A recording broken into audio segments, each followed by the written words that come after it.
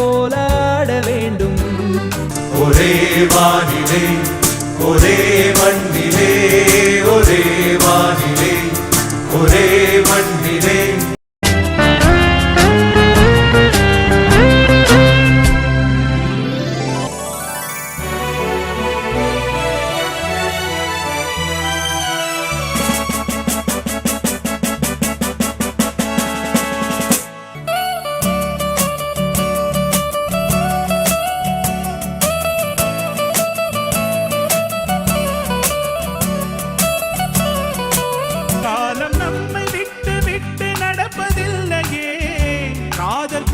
தாய்மை நம்மை மறப்பதில்லையே. ஒரே வானிலே ஒரே மண்ணிலே ஒரே கீதம் உரிமை கீதம் பாடுவோம்.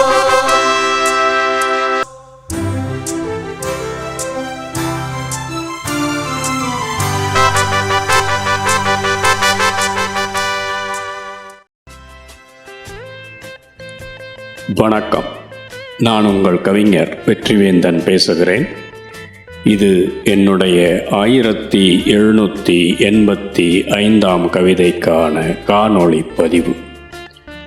என் கண்ணில் புலனத்தில் ஏதோ ஒரு குழுவிலிருந்து வந்த அடிமைகளை சாட்டையால் அடித்தும் மிரட்டியும் வேலை வாங்கும் அந்நிய நாட்டாரின் படம் ஒன்று கண்ணில் பட்டது.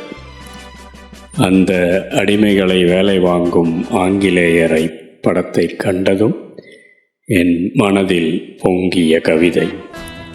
கவிதையின் தலைப்பு, வந்தேரிகள் இந்தியரை அடிமையாக்கி ஆட்டம் போட்டார், காந்தியார் அகிம்சை போர் பொருது நாட்டை மீட்டார்.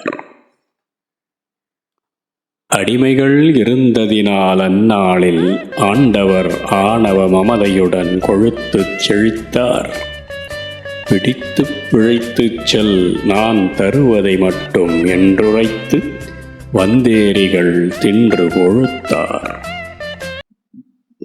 அடிவருடி கரணம் போட்டு உயிர் வளர்த்த கீழோரால் ஆள வந்தோர் நாட்டு வளஞ்சுரண்டி ஆட்டம் போட்டார்.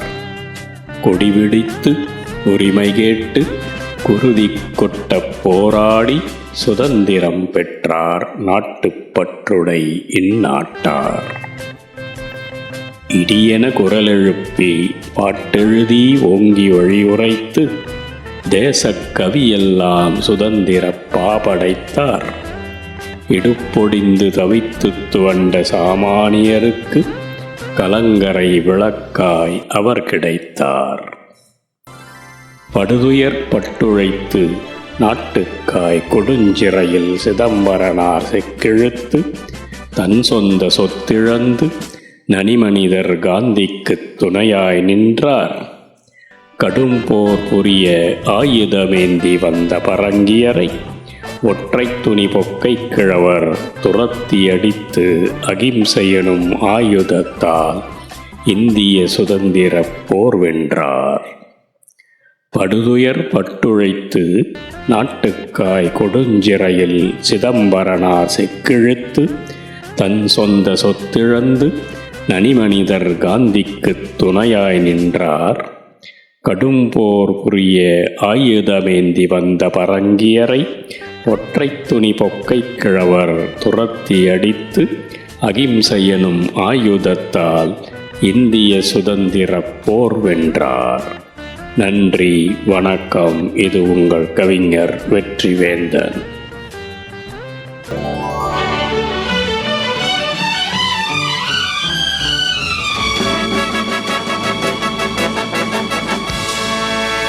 தோன்றும் போது தாயில்லாமல் தோன்றவில்லையே, சொல்லில்லாமல் மொழியில்லாமல் பேசவில்லையே, வாழும் போது பசியில்லாமல் வாழவில்லையே, போகும்போது வேறு பாதை போகவில்லையே.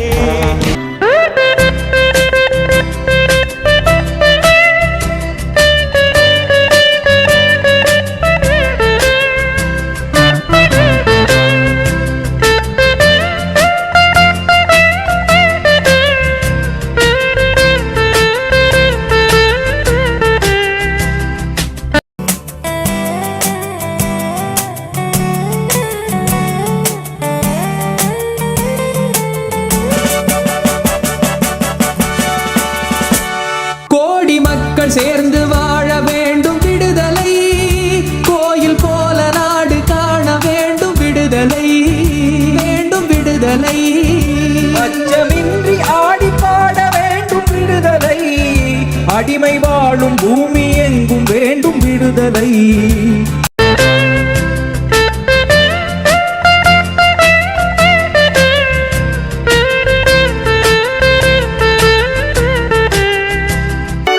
அதோ அந்த பறவை போல வாழ வேண்டும், இதோ இந்த அலைகள் போல ஆட வேண்டும்.